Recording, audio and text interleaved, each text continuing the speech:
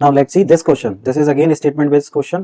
The age of each P and Q is less than 100 year, right? तो 100 year से कम है इनकी age, but more than 10 year से ज्यादा है.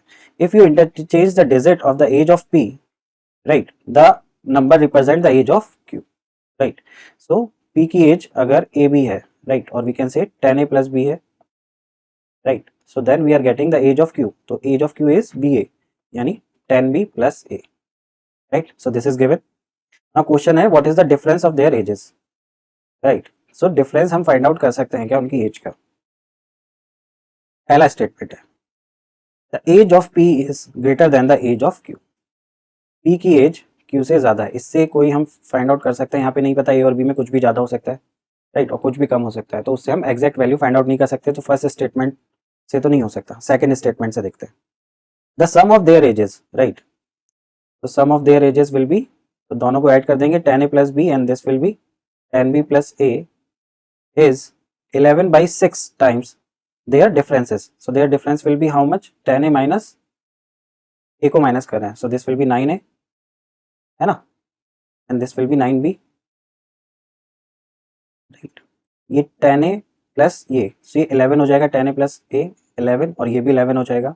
So this will be A plus B. 11 common आ गया, राइट, और इस 11 से ये 11 कट जाएगा, ठीक है.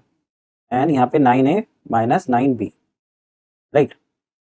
11 से 11 कट जाएगा तो ये हो जाएगा 6A plus 6B is equal to 9A minus 9B. 9B उधर जाएगा, so this will be 15B is equal to 9A में से 6A कम हो जाएगा, so this will be 3A. ये this will go 5 time.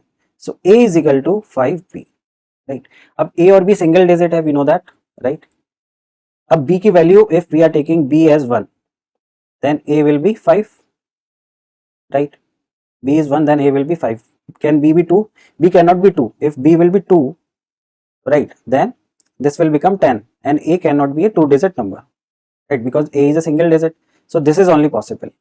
It means A की value कितनी आ गई? A की वैल्यू आ गई 5 1 and B की वैल्यू कितनी आ गई? A की वैल्यू 5 1 and B की value reverse of this 1 5. So we can find the difference, right? Yes. ठीक है, तो सेकेंड स्टेटमेंट से वी कैन आंसर, राइट. तो आंसर इसका क्या हो जाएगा?